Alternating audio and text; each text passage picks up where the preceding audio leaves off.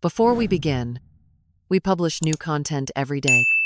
So be sure to subscribe to our channel and ring the bell to get notified about our latest videos. I never thought I would be the kind of woman who would walk away. For 63 years, I had been Margaret the peacekeeper, Margaret the understanding one, Margaret who always found a way to make things work. But as I stood in my kitchen that Tuesday morning, staring at the overturned sugar bowl and the cruel words still echoing in my ears, I realized that sometimes the most radical thing an old woman can do is simply stop. The sugar crystals, scattered across my counter, looked like tiny diamonds, each one catching the morning light. My daughter-in-law Linda had swept her arm across the counter in frustration, sending my grandmother's porcelain sugar bowl crashing to the floor where it now lay in pieces. The bowl had survived the Great Depression, 2 world wars, and countless family gatherings, but it could not survive Linda's latest tantrum about my presence in what she now called her house. I had moved in with my son Robert and Linda 3 years ago after my hip surgery. What was supposed to be a temporary arrangement had stretched into something that felt more like a prison sentence. The house that Robert had inherited from his father, the house where I had raised him, had slowly transformed into a place where I felt like an unwelcome guest. The morning routine had become a careful dance of avoidance. I would wake early and prepare breakfast, having everything ready by the time they came downstairs. I told myself I was being helpful, contributing to the household since they would not let me pay rent. But this morning had been different. Linda had stormed into the kitchen already dressed for work, her face set in controlled fury. She had looked at the breakfast I had prepared and let out a long, exaggerated sigh. "You do realize that Robert is trying to lose weight," she had said, her voice dripping with patience one might use with a slow child. "He specifically asked for egg whites only, and here you are making him a full breakfast. Do you even listen when we talk?" I had tried to explain that Robert had not mentioned anything about egg whites to me, but Linda had cut me off. That was when she had turned toward the counter, her gesture becoming violent, sending my sugar bowl flying. The silence that followed was deafening. Linda stared at the broken pieces, and for a moment I thought I saw regret flash across her face. But then she had looked at me with cold blue eyes and said the words that would change everything. "Well, now look what you made me do. I suppose you will want us to replace your precious antique. Just add it to the list of everything else we owe you for your sacrifices." The contempt in her voice was like a physical blow. But it was not the broken bowl or even her words that finally opened my eyes. It was the way Robert had walked into the kitchen just then, surveyed the scene, and immediately turned to me with familiar disappointment. "Mom, what happened here? Can you please just try to keep things peaceful in the mornings? You know, Linda has a lot of stress at work right now." Not once did he ask if I was all right. He simply assumed, as he had been assuming for months, that whatever had gone wrong was somehow my fault. I spent that morning cleaning up the broken porcelain while Linda left for work, and Robert retreated to his office. Each shard I picked up felt like a piece of my own dignity that had been carelessly shattered. As I swept the last sugar crystals into the dustpan, I found myself thinking about my mother, who had given me that bowl when I got married. "Your grandmother always said that a woman's kitchen tells the story of her heart," my mother had told me. "This bowl has seen love and loss, celebrations and quiet moments. It will hold whatever sweetness you can find in life." The irony was not lost on me that the bowl had finally broken in what was once my own kitchen, destroyed by someone who saw my presence as nothing more than an inconvenience. The next morning, I remained in my bedroom and tried to remember when things had started to change. In the beginning, Linda had been different. When she and Robert were dating, she had been charming and attentive, calling me Mom almost from the start, and seeming genuinely interested in becoming part of our family. The shift had been gradual, so subtle that I had not recognized it until it was too late. It started with small suggestions about how I might be more helpful, how I could stay out of the way during their dinner parties, how I might spend more time in my room so they could have privacy. Each request had seemed reasonable, and I had been eager to accommodate them. After my hip surgery, Linda had stepped in with what seemed like genuine care. She had helped me navigate insurance paperwork, driven me to physical therapy, researched the best foods for healing. I had been grateful, not noticing how this care came with strings attached. Gradually, Linda had taken over more household decisions. She had suggested that since she was handling my medical appointments, it would be easier if she also managed my medications. When I mentioned wanting to return to my book club, she pointed out how much energy the meetings took out of me, how maybe it would be better to rest longer. Before I knew it, I had surrendered control of nearly every aspect of my life to someone who had slowly revealed herself to be a master manipulator. Linda had isolated me from friends by making it difficult for them to visit. She had convinced Robert that I was becoming increasingly fragile and confused, pointing to moments when I forgot things as evidence that I needed supervision. The truth was that I had been becoming more confused, but not because of age or illness. Linda had been systematically undermining my confidence and sense of reality. She would tell me that I had agreed to things I could not remember, or insist that conversations had happened differently. When I questioned these discrepancies, she would exchange meaningful looks with Robert and suggest gently that this was exactly the kind of memory issue they had been concerned about. Later that day, I did something I had not done in months. I called my sister Helen, using the landline because Linda had convinced me that my cell phone was too complicated for me to manage. Helen answered on the second ring, and just hearing her voice made me realize how long it had been since I had talked to anyone who was simply happy to hear from me. "Margaret, what a wonderful surprise. How are you feeling, honey?" I found myself crying before I could answer, great heaving sobs that seemed to come from some deep well of grief. Helen waited patiently while I composed myself, not rushing me, just letting me know she was there. When I finally managed to speak, the words tumbled out in a rush. I told her about the sugar bowl, about the way Linda spoke to me, about how I felt like a prisoner in what used to be my own home. I told her about the medications Linda managed for me, about how I was no longer allowed to drive, about how Linda had suggested that my friends were probably too busy to visit an old woman anyway. Helen listened without interrupting, and when I finished, there was a long pause. "Margaret," she said finally, her voice gentle but firm, "do you hear yourself? You are describing someone who has taken complete control of your life, and you are talking about it like it is normal." "But she takes care of me," I protested weakly. "She drives me places, she handles my insurance." Helen was quiet for another moment. "Margaret, when was the last time you looked at those medications? Do you even know what you are taking?" The question hit me like a physical blow because I realized I did not know. Linda had organized all my pills into a weekly dispenser, telling me it would be easier and safer. She gave me the dispenser each morning and evening, and I took what was in it without question.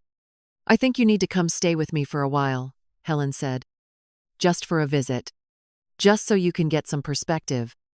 "I cannot," I said automatically. "Linda needs me here." Helen laughed, but it was not a happy sound. "Margaret, you just spent 20 minutes telling me how unwelcome Linda makes you feel, and now you are worried about inconveniencing her by leaving?" That night, I lay awake thinking about Helen's words. I tried to remember the last time I had made a decision about my own life, without first considering how it would affect Linda's mood. I could not remember. The next morning, Linda was in an especially good mood, chatting about redecorating and asking my opinion about paint colors. I recognized it for what it was. Linda was good at reading the temperature in the house, and she had sensed that something had shifted. This cheerful attention was her way of smoothing things over without acknowledging what had happened. But part of me was standing outside the conversation, observing the performance we were both giving. I was performing the role of the grateful mother-in-law, and she was performing the role of the caring daughter-in-law. Meanwhile, I had been thinking about my medications. When Linda left for work, I made my way to the master bathroom where she kept all the pill bottles in a locked cabinet. I had never questioned why the cabinet was locked, accepting her explanation that it was for safety. I spent the morning looking for the key, finally finding it in Linda's jewelry box. My hands shook as I unlocked the cabinet and began reading the labels.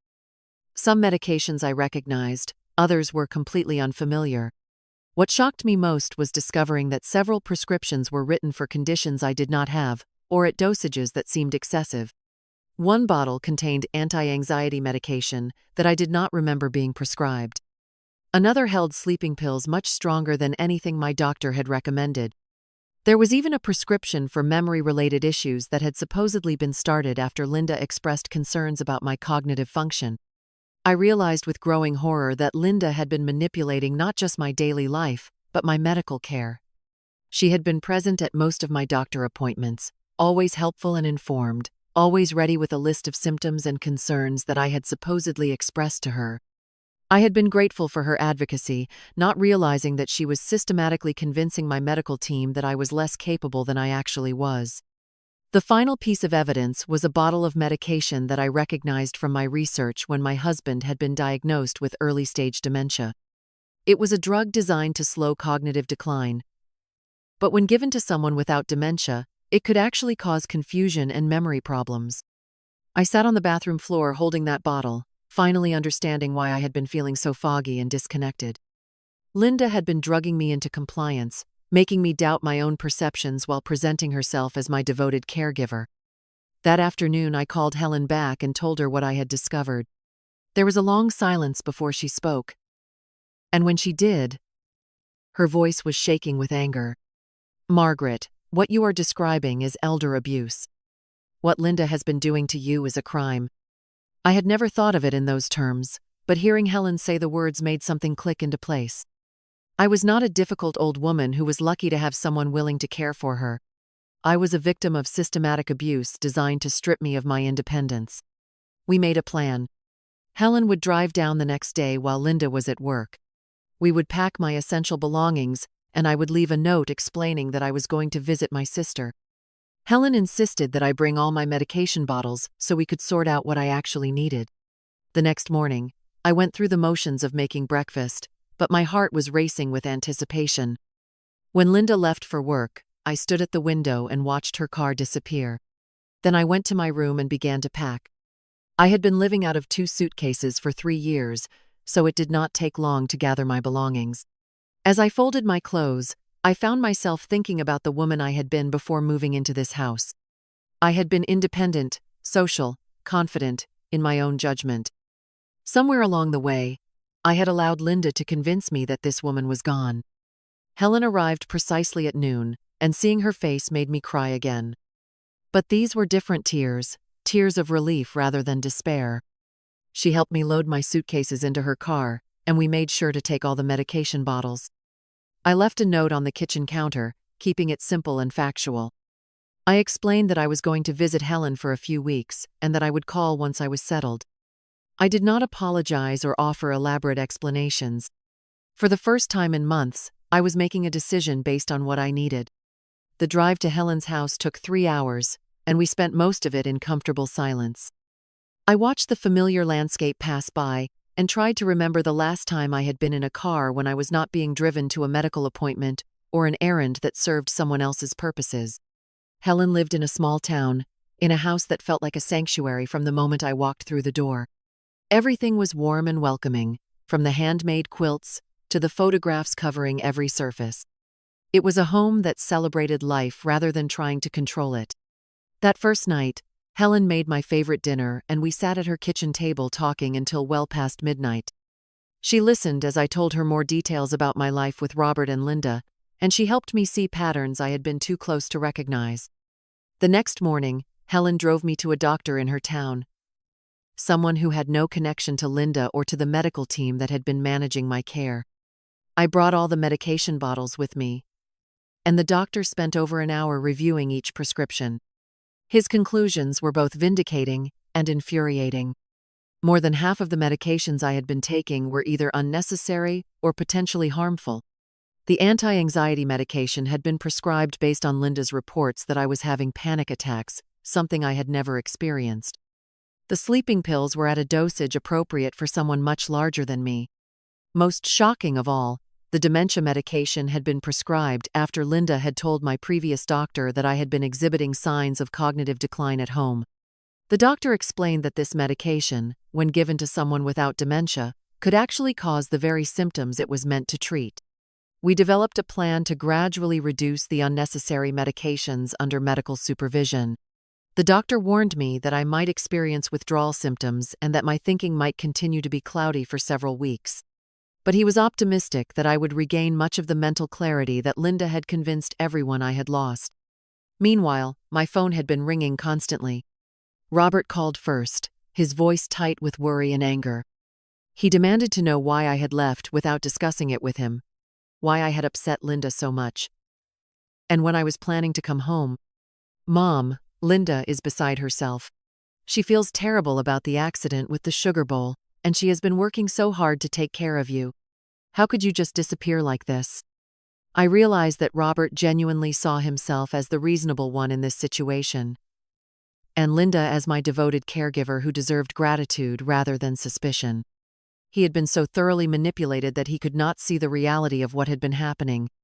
Linda called later that evening, and her approach was different from Robert's. Her voice was warm and concerned, full of the caring tone that had initially made me trust her. "Mom, I am so worried about you. I know things have been stressful lately, and I feel terrible about losing my temper with the sugar bowl. I have already ordered a replacement. Please come home so we can work this out together." But I was no longer susceptible to her manipulation.